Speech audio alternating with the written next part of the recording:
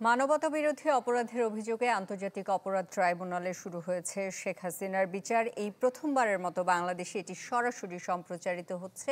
আমরা সরাসরি চলে যাচ্ছি সেখানে।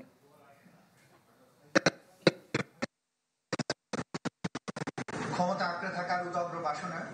রাষ্ট্রীয় ক্ষমতার চূড়ান্ত অপব্যবহার করে ব্যাপক ভিত্তিক এবং পদ্ধতিগতভাবে আক্রমণের মাধ্যমে সংগঠিত নিষ্ঠুর হত্যাযজ্ঞ ও সহিংসতা বাংলাদেশ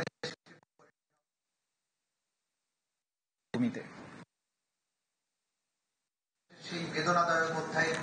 সংগঠিত অপরাধের জবাবদিহিতা নিশ্চিত করতে, যেখানে নিরস্ত্র নিরীহ সাধারণ নাগরিক,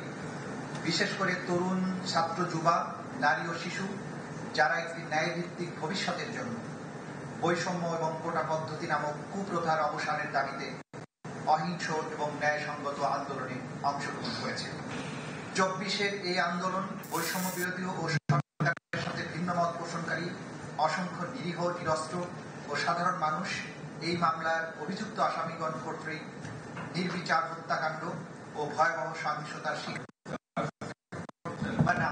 মাননীয় আদালত 2024 সালের জুলাই বিপ্লব, যা মনসুন রেগুলেশন, 2024 সালের 1 জুলাই থেকে 5 আগস্ট পর্যন্ত সময়ে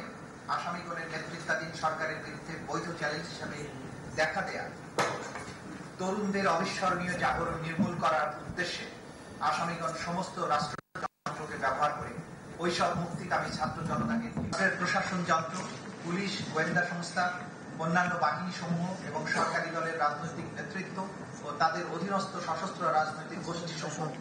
এই পরিকল্পিত হত্যাকাণ্ড এবং নির্যাতনে অংশগ্রহণ করে। মাননীয় আদালত, এই বিচার বাংলাদেশের আভ্যন্তরীণ বিষয় নয়, বরং 2024 সালের জুলাই আগস্টে সংঘটিত মানবতা বিরোধী অপরাধ, Rome statute of the ICC এবং বাংলাদেশের 1973 সালের আন্তর্জাতিক